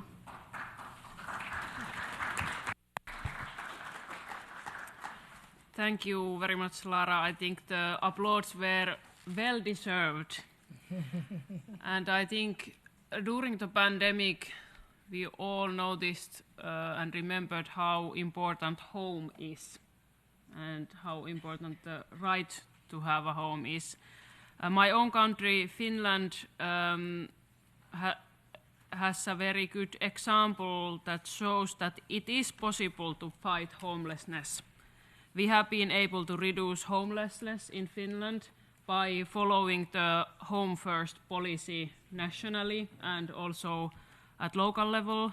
So our policy is about providing home first to all people and then helping them with other problems, because many times there are other issues that need to be addressed also, not only the lack of homes. And now we have been able to reduce homelessness, and now we are in the way of eradicating homelessness. That is our goal, and that has to be the goal of every country of the world. Not only to reduce, but to eradicate.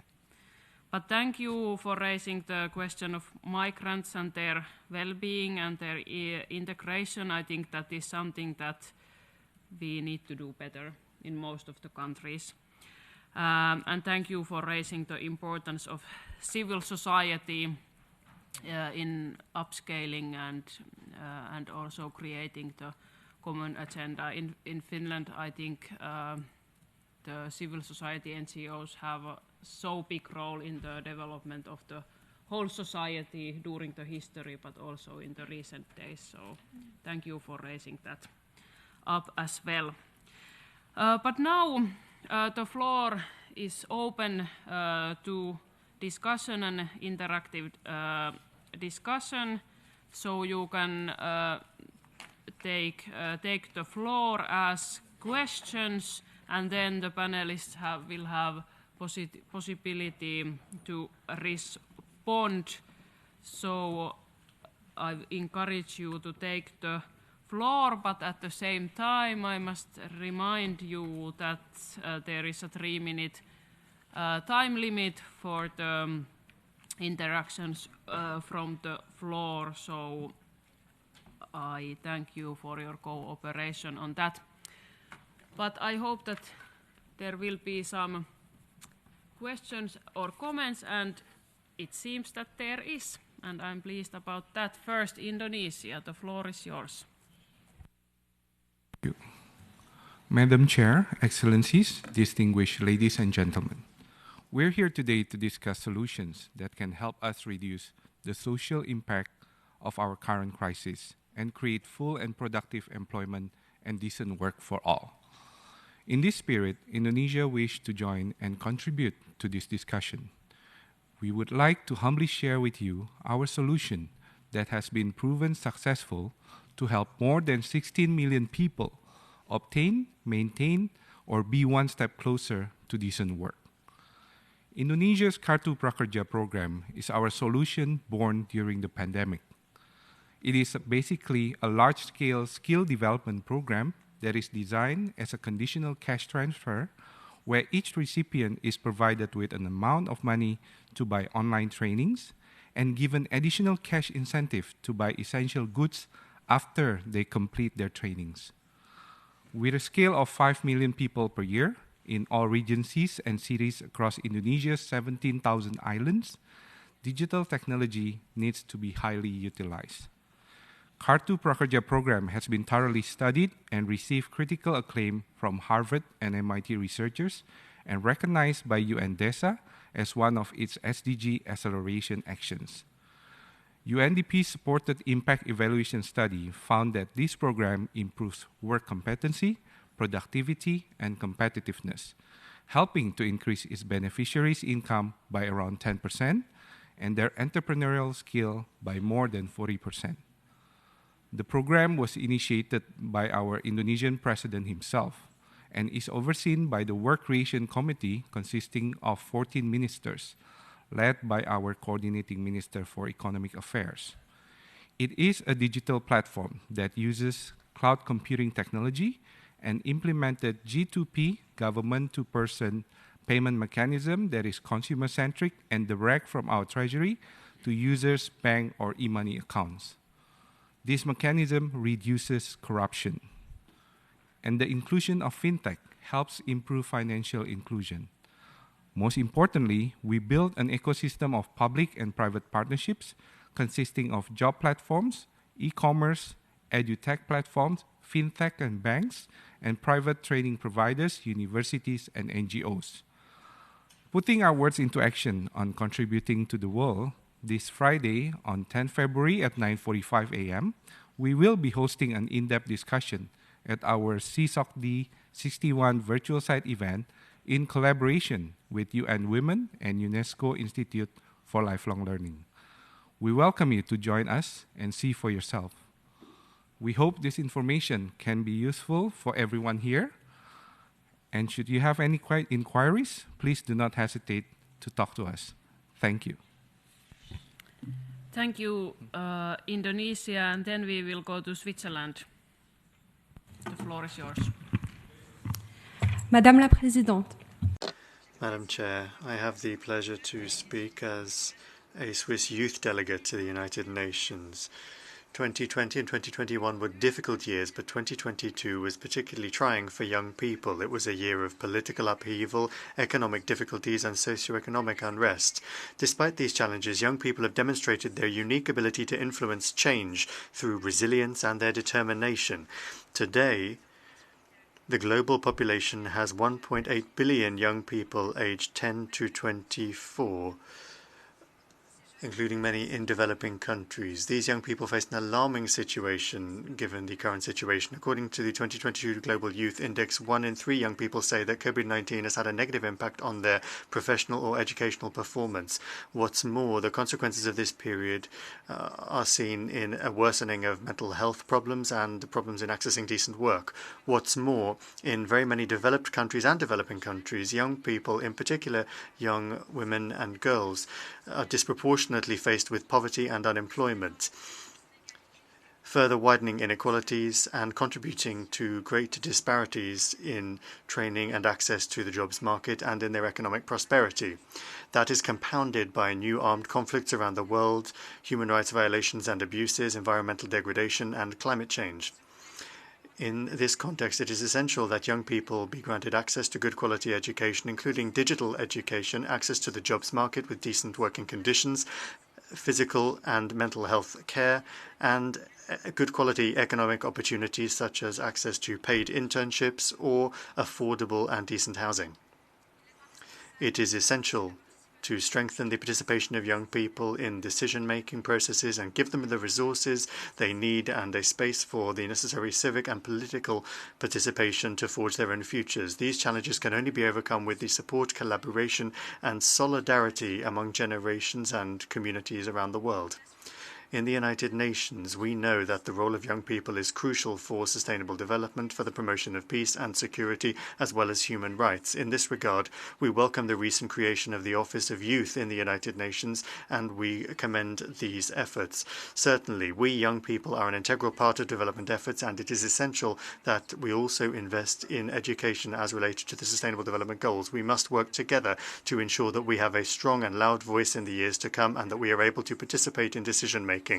If we do that, we will be able to offer a better future for young people around the world. Thank you. Thank you, distinguished representative of Switzerland, and thank you for bringing the voice of the youth also to this discussion. And let me next go to the distinguished representative of China. Welcome. Thank you, Madam Chair. At the outset, in the name of my delegation, I would like to express our condolences to the government and people of Turkey and Syria who have suffered the powerful earthquakes. The interlocking and mutually compounding multifaceted crises have seriously hindered the implementation of the 2030 Agenda. Regarding the post-COVID recovery and social development, China would like to share the following experiences. First, promote an inclusive recovery that benefits all. Attention must be given to equity of development. Equity and fairness must be ensured throughout the entire development process, in which people's right to equal participation and equal development are guaranteed. It's important to address the problem of unbalanced and inadequate development, prevent polarization, and effectively eliminate regional development gap and income gap. We should also need to improve the system and policies of public services in order to provide targeted basic public services in areas of greatest concern to the people, such as education, health care, and elderly care and housing. Second, promote sustainable recovery. Digital connectivity and green transformation are critical to achieving sustainable recovery. Efforts must be made to strengthen the building of digital society and digital government, improve digital intelligence in public services and governance, and promote digital technologies such as artificial intelligence to empower education, healthcare, elderly care, and other industries. We must also promote the green transformation of the economic and social development modes, advocate green consumption, and green and low-carbon production and lifestyle. Third, promote a resilient recovery. The social security system is a safety net in people's life and a stabilizer in the functioning of society. It's necessary to establish a social security system in line with the national conditions that docks with the stage of development of the country. Moreover, we must respond to the challenges brought about by urbanization, aging, and diversified employment methods by enhancing the adaptability, sustainability, and fairness of the social security system. It's necessary to continuously expand the coverage of social security and improve the social security system for migrant workers, flexible labor force, and employees of new businesses. Madam Chair, at international level, in September 2021, China proposed a Global Development Initiative, GDI, to urge the international community to attach importance to development issues, pay attention to the special situations of developing countries, and mobilize resources and take actions to accelerate the implementation of the 2030 Agenda. China is willing to work with all parties to promote cooperation under the GDI, help post-COVID recovery, and accelerate the achievement of the SDGs. Thank you, Madam Chair. Thank you, distinguished representative of China, and may I remind all delegations of the time limit of 3 minutes. And now let us move to the distinguished representative of Djibouti. The floor is yours. Merci, Madame. Thank you, Madam Moderator. First of all, I would like to express our condolences to the delegations of Turkey and Syria following the earthquake. I would also like to thank all of the panelists, and in particular the last speaker, because of the subject of homelessness that was addressed in great detail, a subject that we have had to take from the Commission up to the third committee, that is to say, upgrade it to the third committee, a very important subject indeed. We listened with a great deal of interest to the panelists, and I think that there's a great deal of diversity in your use of the word crisis. I heard multiple crises, poly-crisis, triple crisis, power and energy crisis, public health crisis, multifaceted crisis, complex crisis. Now, that's true. We're here at the United Nations, and we do tend to deal with crises. We know very well how to approach managing all these crises. And I get the impression that all of the solutions and all of the approaches that have been put forward by all of the panelists look, when you look at them both from afar and up close, something like shock therapy. Namely, there's no other choice but to resolve these problems. And yet, on the other hand, we have the 2030 agenda, which provides us, again, with a whole host of solutions. So here, I'd like to see how this widespread and varied use of the word crisis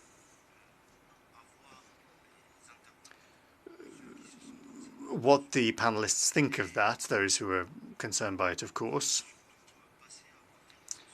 And above all, how we can go from lessons learned to put them into practice on the ground, because very often we talk a lot about ideas and solutions, but the problem is always how do we move on to taking action on the ground. And I'm convinced, and I suspect indeed, that the only solution left to us is the implementation of the 2030 agenda and the Sustainable Development Goals. Thank you, Madam Moderator.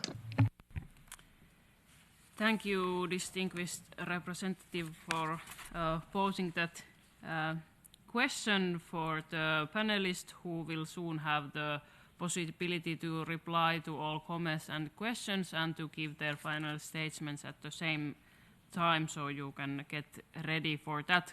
But first we have a few statements from the floor, so let me next move on to the distinguished representative of Azerbaijan. The floor is yours. Thank you, dear Madam Moderator. I am also grateful to you, distinguished chair, and distinguished panelists for their valuable views and interesting presentation from diverse geographies and perspectives. Since we discuss how to get back on track to achieving Agenda 2030 given the current global crises, I would like to draw the attention to emphasize measures that probably should be constantly kept in focus. It seems after pandemic, it's essential to regularly to revise and further convert the national development goals with the 2030 agenda, because as a bureaucrat myself, I can be a bit self-critical. It's not easy often to open again back the closed task from your checklist and to revise the state development programs. For last years, we have to revise approximately 30 state programs, and those are, for example, 10-year employment strategy, 5-year youth development plan. Even we have to revise our national social economic priorities for next 5 years. And in some cases, it's even not only the text, but even the budget allocation. For example, we have to revise the budget allocation for education, environment, and agriculture. So in this case, it's a matter of not whether should we do it, or it's a matter how to do it. And it's closely related to the next matter I would like to mention. It's a matter that we have to probably enhance, expand, and to intensify our public awareness activities. And here we have to have a set of mixed activities. For example, we started in Azerbaijan the SDG dialogue series, where we can bring in new topics like green transformation that we did in November, but we still have to keep in focus the classic topics like social economic inclusiveness. The next topic I would like to mention, probably we have to promote and enhance the further reporting with concrete deliverables. Azerbaijan managed to deliver the third national review report, and we're already working on delivering the fourth report in 2024. But here it's very important, as some panelists mentioned, particularly Dr. Anthony Mvuyanga mentioned about financing and resources, because any successful plan and robust report will require resources. And for that, we managed to design a special national integrated financing framework with the 16 UN offices in Azerbaijan. Within that, we see now that there's also a need for SDG investment mapping because we still have some financing gap. So I believe that with such bold, cohesive, integrated efforts by all respective stakeholders, we still can achieve SDG goals by 2030. And thank you for your attention. Thank you very much, distinguished representative of Azerbaijan, and we will now move on to the representative of the European Union. The floor is yours. Thank you, Madam Moderator. Ladies and gentlemen, achieving sustainable development goals is essential to our world for a prosperous post-pandemic future for all, while upholding human rights and gender equality, building modern, dynamic and inclusive economies, improving living and working standards, eradicating poverty and reducing inequalities, leaving no one behind, at the same time accelerating the green transition and respecting the limits of our planet by protecting the climate and environment. Russia's unprovoked war of aggression against Ukraine is producing devastating effects on a world already suffering from COVID-19 and climate change, with particularly dramatic effects on those in the most vulnerable situations.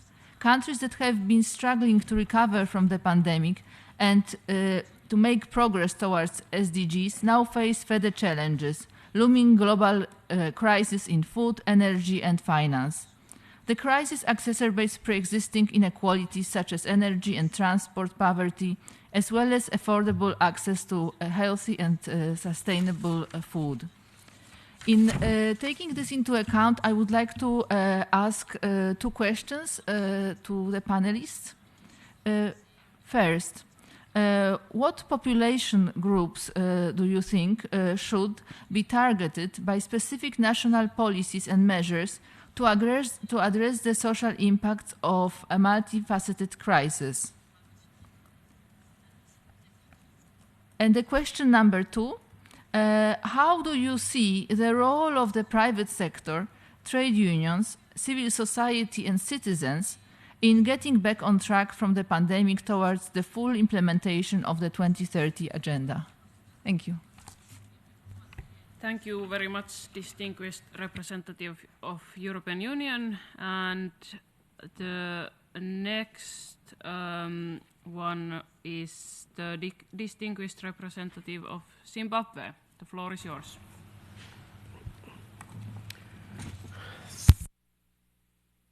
Thank you very much, Chair. Just a few quick issues.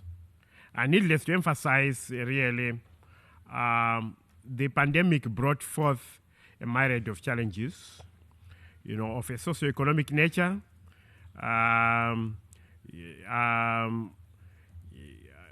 issues of, inadequacies of social protection programs,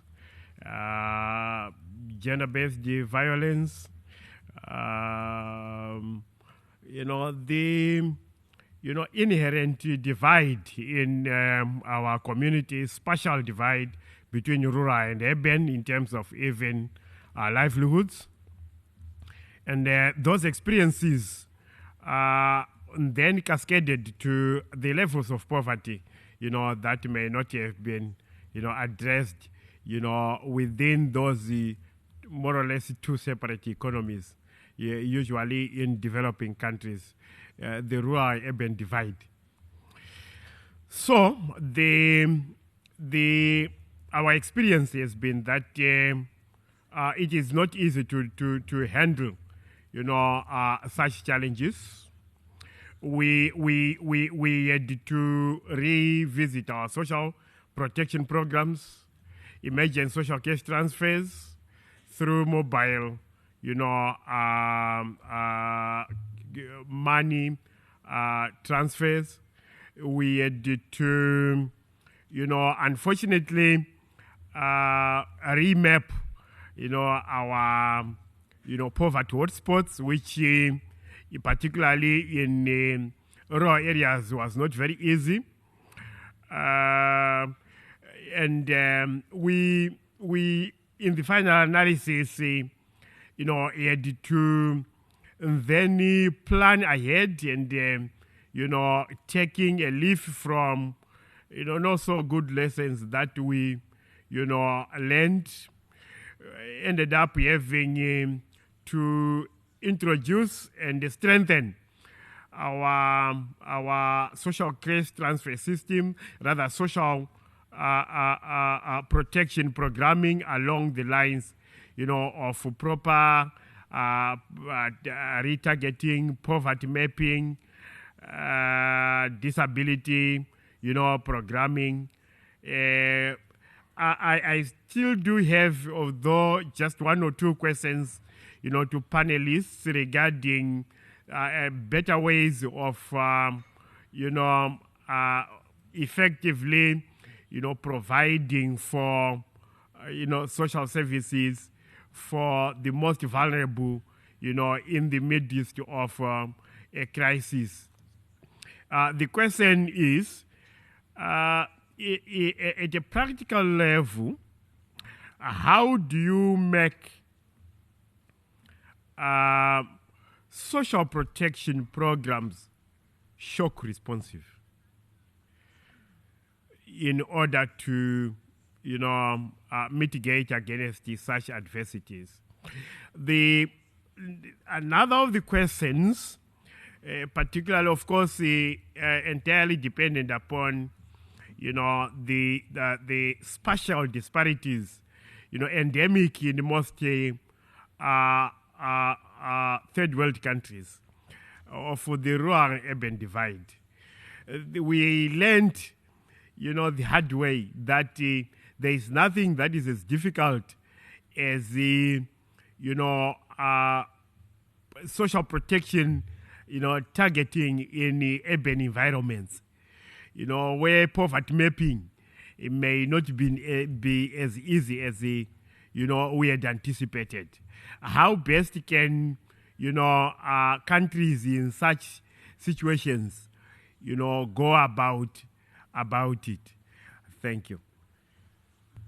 Thank you, distinguished representative of Zimbabwe. And then we will go to our last intervention from the floor. Distinguished representative of Senegal, the floor is yours. Je vous remercie. Thank you, Madam Chair. I would also, on behalf of the Senegalese delegation, like to express our condolences to the brother peoples of Turkey and Syria. I would also like to thank all of the panelists for their presentations and the excellent panel in general that allowed us to get an idea of good practices from among states, NGOs and academia, and also commend the youth voice that we heard from the youth representative of Switzerland. I would also like to express our satisfaction regarding the major ideas we heard about, such as global public goods and also research into hydroelectric water sources. I would also like to jump in on the subject of the challenge of financing these public goods that requires a great deal of resources to ensure that they are implemented. But there's also a problem of legal status. What legal status, nature, could we attribute to these global public goods, and what prospects are there perhaps for establishing a legal basis to ensure that they are made a reality? The second thing I was very pleased to hear about was unanima, and I very much welcome the good practices that we heard about, such as Sophia Housing. And incidentally, in Senegal recently, the government launched a flagship initiative, a housing project for domestic workers who are not necessarily always homeless, but who are sometimes forced to look for work on the streets, so they can benefit from this housing and also capacity building, training and financing through this project. Related to this experience, I think we have an enormous challenge when it comes to capitalizing on these good practices and sharing them. So how do you think that we can scale up these good practices and initiatives? You were present, for example, in, I think you said, more than 85 countries. So what is your presence in Africa, and what would you suggest doing in that regard? Thank you. Thank you very much, distinguished representative of Senegal. And now we have heard all the interventions and questions from the floor. Thank you all. And now I'm going to ask our panelists to respond to questions and giving their final remarks. So I think maybe we can go in the same order as we delivered the speeches. So let me begin with Her Excellency Luciana Tito. The floor is yours if you want to give some remarks.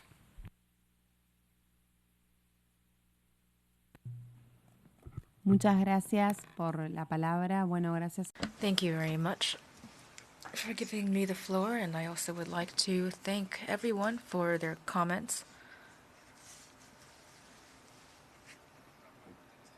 After listening to the various interventions, I think we can safely say that all of the countries present in the room today have used a range of public policies and tools to address the pandemic. And in order to allow their countries to recover and tackle the repercussions of the pandemic. I would like to underscore the importance of the role of the state and the public policies that were put in place. I also would like to highlight the importance of multilateralism. It seems to me that this crisis has clearly demonstrated how important it is to cooperate on the international level, how essential it is to forge strong ties between countries in order to deal with the consequences of the pandemic and of climate change, as well as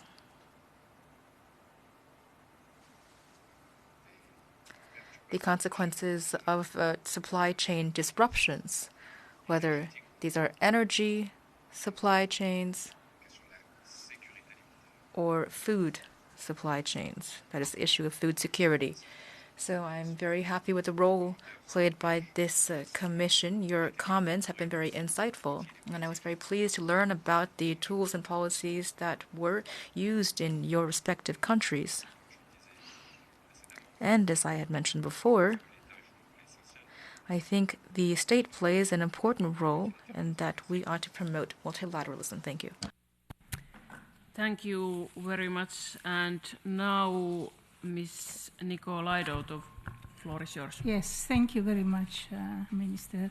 And thank you very much for all the presentations and the questions raised. I will try to answer. Well, the state has a very important role in order to respond to the crisis that we all face. But at the same time, I believe that the private sector has a very important role, and I don't think we manage to harness private sector in responding to global public goods like, for example, environment, protection of the environment, loss of biodiversity. We need to incentivize the private sector to become more active because governments do not have unlimited resources. So the way forward is to mobilize different shareholders, but also there are resources within the private sector, and we need to find the additionality of the private sector involvement, not to crowd out state involvement.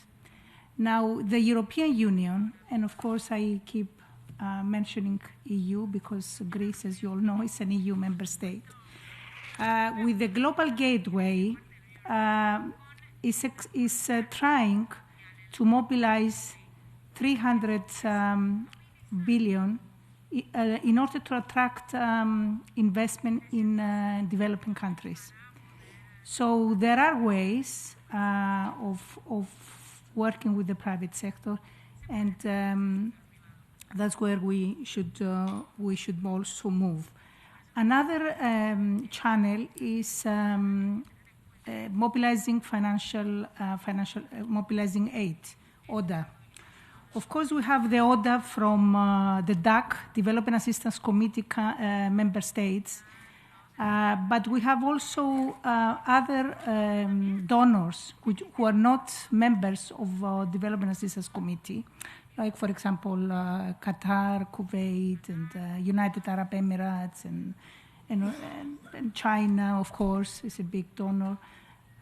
So we have to find ways in order to work together, DAC members and non-DAC members, in order to find ways in channeling more efficiently the official development assistance to the developing countries.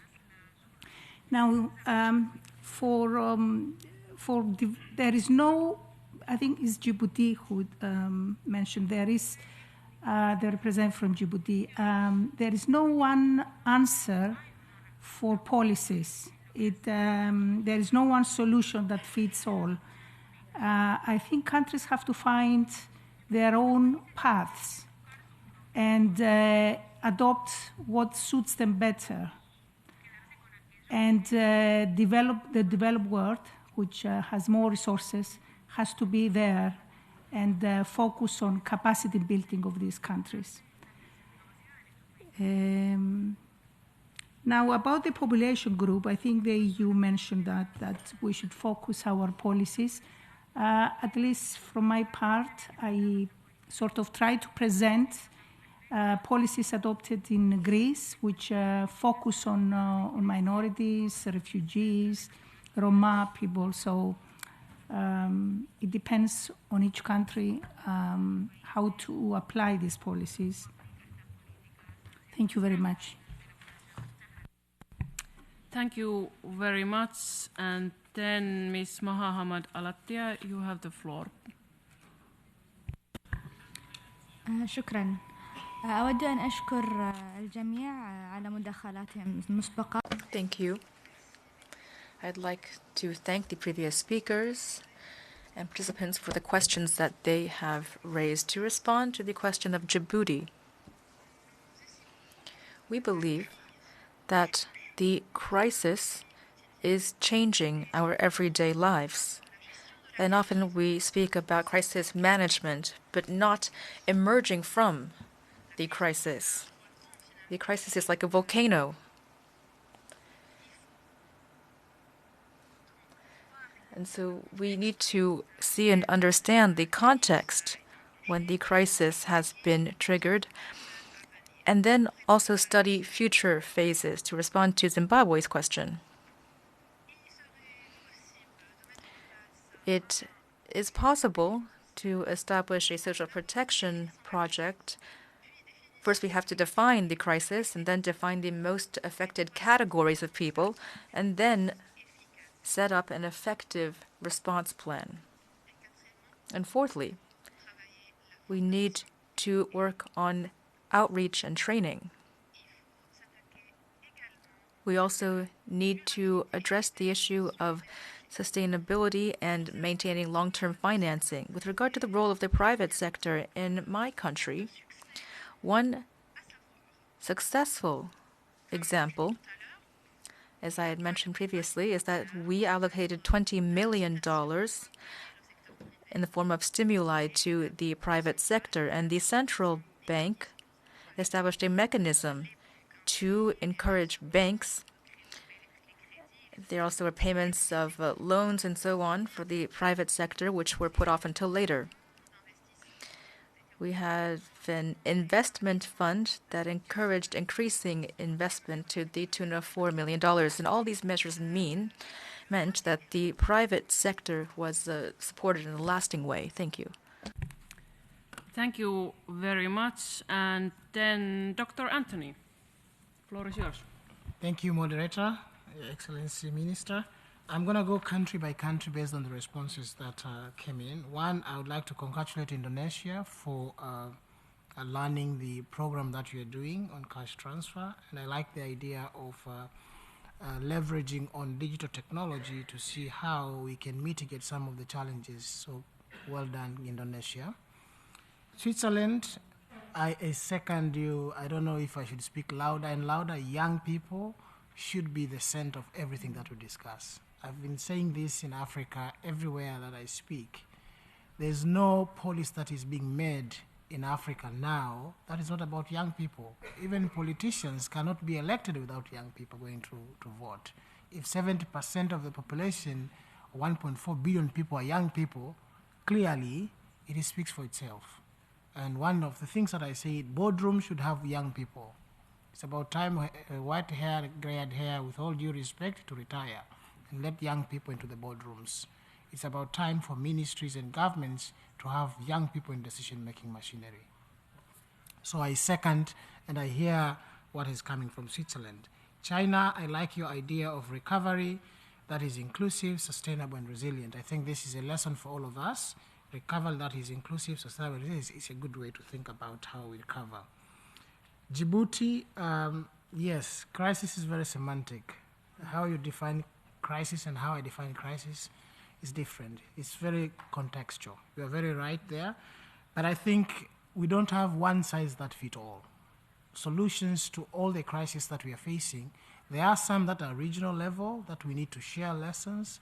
There are those that will be country specific and would require local context to be able to address them.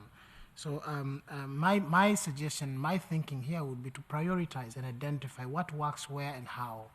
If this is what is working in Djibouti, then prioritize there. So having a menu of the list is not necessarily a bad thing, but identifying and prioritizing such list and knowing when to work, how it works, what should we start off with will be very crucial if at all we are to move towards getting actions, because you can even have a list, a menu of actions from here to Timbuktu, and you might not end up doing anything.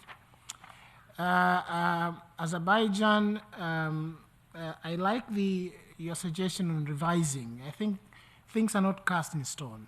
If there's one thing that we are learning from the crisis is that there's a need to recalibrate how we think, how we do things. And for those who are bureaucrats and decision makers, it's not an easy thing to do with political pressure left, right, and center. But I think it's very important also to increase public awareness. It's important to incentivize. We draw your powers from the people. Without them, you're nothing. Pardon my language, my moderator and chair. So if we draw powers from the people, we need to respect the people. We need to create awareness, and we need to make sure that people are aware of what governments are planning. Resources and investment in SDG is very critical. European Union, I like the question, how do we draw in private sector CSOs and trade unions? Private sector, very crucial. There's no doubt about it. If we think of development, the three wheels of development, the state, private sector, and the civil societies, there's no doubt that we cannot address some of the challenges that our countries are facing if private sector is not involved. They're very crucial in creating jobs. They're very crucial in investing in some of the sectors that the government cannot invest for many reasons that we know of. They're very crucial in many areas in mobilizing resources and so on and so forth. CSOs are very, very important. I sit in a board in Tanzania, the Foundation for Civil Society. And one of the things that we do is to make sure civil society is a watchdog, to be able to, tell the government and say, hey, here you're doing right, here I think you can do this that way. I think civil society can enhance governance, so they're very important. Civil society can enhance voice of the voiceless that cannot speak. So they're very, very important. The same goes for trade unions in ensuring that we're able to get back. Zimbabwe, rural-urban divide is real and it's a challenge. What are the better ways? So how do we make social protection shock response? I think here my response would be futuristic thinking. One of the challenges, if there's one thing that COVID has taught us, is that we always react to things. We do not anticipate, we don't plan. Like in those, in game, the war games, you simulate what your enemy would look like, right? But no one simulated COVID. But there's a lesson that is coming out of this, that going forward, future pandemics, we need to be anticipatory. We need to be able to anticipate things and our preparedness to respond to shocks and challenges. It could be COVID, it could be anything else in the future. Now, how do we make social protection shock response? It's because we can anticipate. In case of crisis, what happens? In 2020, I led a research project in East Africa funded by Bill and Melinda Gates. And the idea was to try to see how countries can coordinate themselves in responding to shocks. And what we found is a dysfunctional response. I mean, countries do not speak to each other. And you are bordering, you are speaking, you are sharing borders, but they don't speak to each other. So these are the things that we need to think about. In future pandemics, how do we respond? How do we coordinate efforts at a certain level to be able to work together? And then Senegal, before I come to my conclusion, financing public goods. This is a very radical idea. And you asked about legal status. What would, essentially, if you think about global public goods and the idea I talked about global public investments, we need to restructure the international public finance completely.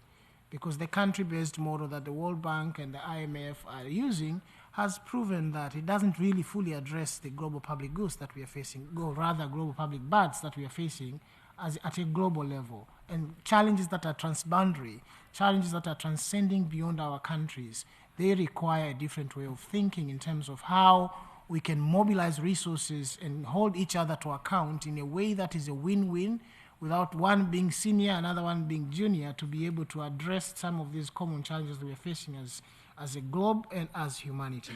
Now, to conclude, I want to talk about two things that I said I'll mention. One is date in Africa, and second, I want to talk about social safety nets and young people. Three things. I think debt crisis is not only an African phenomenon, now we know. Of course, by and large, African countries are affected. We also know that there are other countries outside Africa that are affected as well. And I think the challenge that countries are facing is, with hiking interest rate, you are confronted with a dilemma. Should you continue to pay interest rates that you have to, or should you use that money to invest in social safety nets? So that's a dichotomous that is really quite challenging. And I think there is a need for relief plans to be given to countries and prioritized what really matters to save the humanity in the face of this multifaceted crisis. Young people, I want to come back to this point again. All the plans that are being discussed here, all the good ideas that are being discussed here, at the center of this, there should be young people, there should be women, there should be most vulnerable people that we know of. Thank you, moderator. Thank you very much. And then Ms. Hicks. Thank you, Madam Moderator and Chair, and thank you, distinguished delegates, for your questions. I really appreciated the questions that you provided for the panelists, as well as the exchange of practices that you've been implementing in your countries, in your contexts. So to start, I'll begin by answering the question from the representative of Djibouti regarding definitions and how we define crisis. So as my colleagues and fellow panelists have already addressed, it seems as if we have a crisis in the definition of crisis itself. But the way that we tend to conceptualize crisis in Unanima International is to look at it in terms of immediate crisis and long-term, long onset, or creeping crises as used in the social development and crisis management literature. So a creeping crisis would be one that doesn't emerge immediately but can sneak up on you and results in unexpected or unanticipated outcomes. And we're experiencing that now. We do need to anticipate that crises like a global pandemic and even worsening outcomes from climate change will rear their ugly heads in our communities. But at the same time, we're dealing with the compounded effects of immediate crises. People are starving now. People don't have access to adequate homes and shelter now. So we have to think both in terms of long-term and short-term, but recognize that both of these sets of crises compound together and affect people in different ways.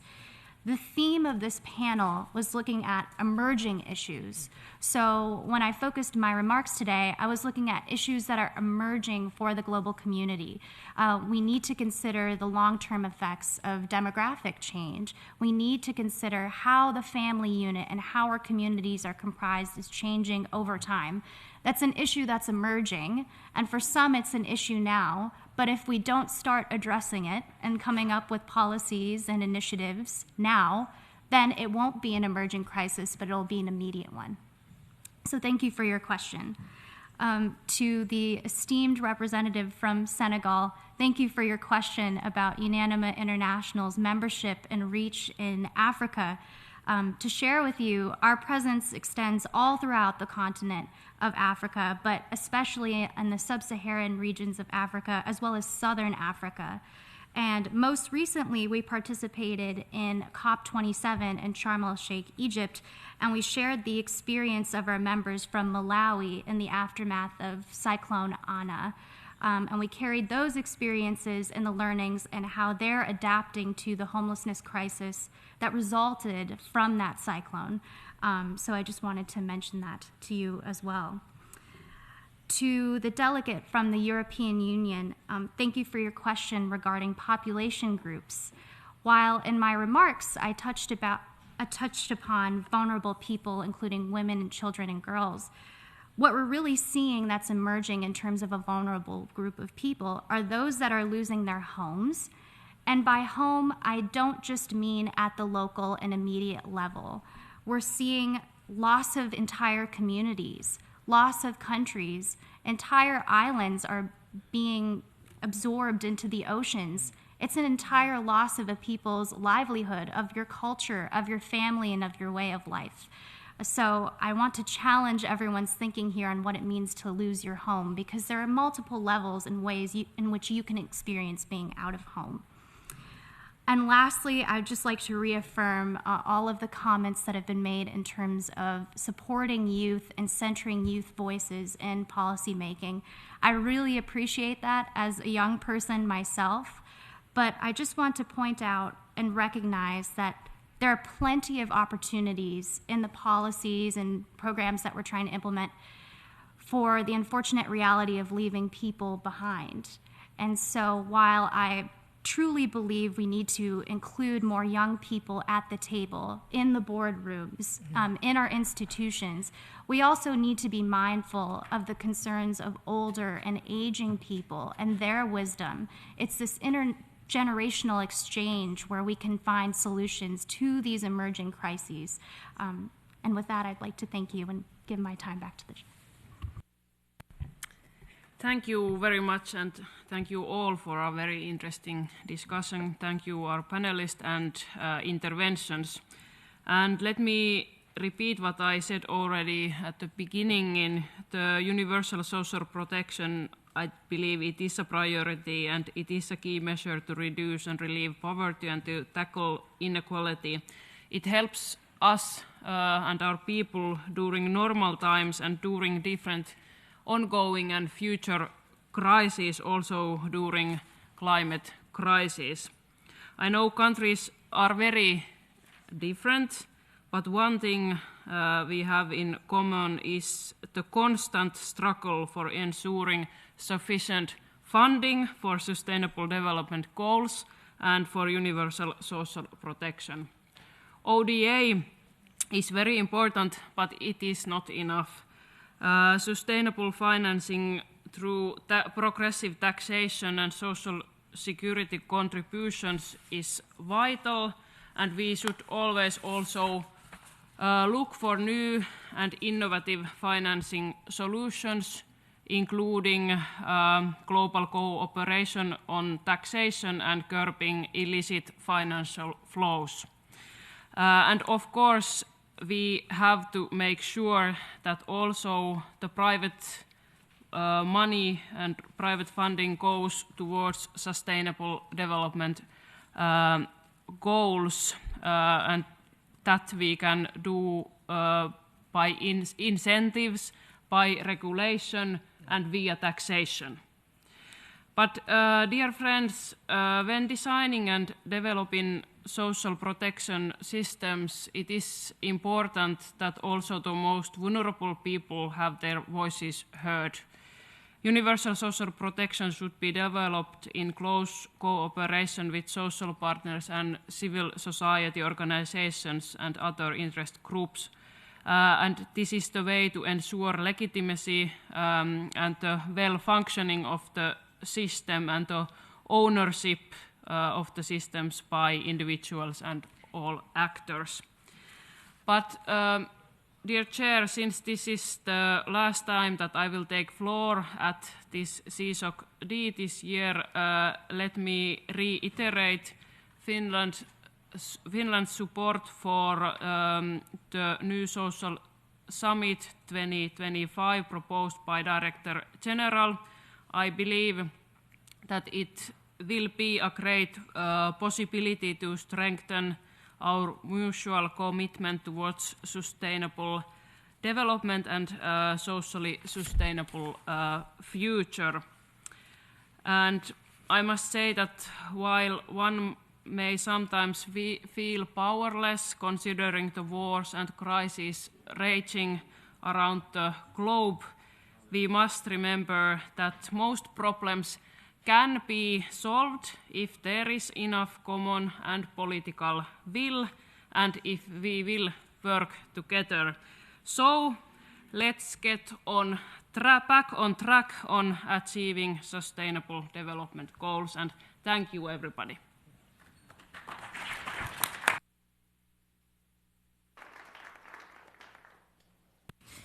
Many thanks, Minister Hannah. Thank you so much for skillfully moderating the panel discussion today, and we very much thank you for your active engagement in CSocD this year, and hopefully we see you soon on different platforms. Dear colleagues, our task today was to identify policies and measures that have proven effective in addressing poverty, inequality, and the other social impacts of the multiple crises. This exceptional panel has exceeded our expectation from Finland to Argentina, Greece, Qatar, and the experience of African countries. We have learned about policies and measures addressing the key social, economic, climate, conflict, and the many crises we are currently dealing with. Climate challenges are food security challenges. Conflicts lead to supply chain problems and leads to inflation and cost of living crisis. These challenges are interlinked. We heard the importance of international solidarity and collaboration as these challenges are global and the solutions are also global. We heard from countries committing to official development assistance and financing for vaccines. We heard a call for a strong financing of global public goods and the need for reforming the international financing architecture to fund actions for sustainable development. We heard as well about the social protection policies in some of the wealthier countries and some of the less wealthy countries. Some of these examples show that many of the policy measures require strong political will for the implementation and careful design to target the most vulnerable. And of course, this is what Her Excellency Minister Hannah have highlighted as well towards in her statement. Dear colleagues, I want to thank again our great moderator, our keynote speakers, panelists for very active engagement, for your participation as well today and your contributions. Before adjourning the meeting, I would like to remind you that tomorrow at 10 a.m. the Commission will resume its consideration of Agenda Item 3A with an interactive dialogue with senior officials of the United Nations system on the priority theme. The meeting is adjourned.